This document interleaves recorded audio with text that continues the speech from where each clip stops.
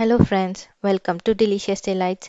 இன்றைக்கி நம்ம சேனலில் பொங்கல் பண்டிகையை முன்னிட்டு ஸ்வீட் பொங்கல் எப்படி பண்ணுறதுன்னு பார்க்கலாமா?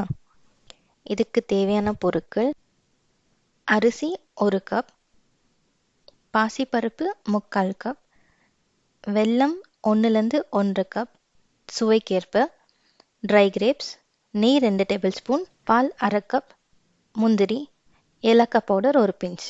செய்முறை: குக்கரில் 3/4 கப் பாசிப்பருப்பை சேர்த்து வறுத்து எடுத்துக்கணும்.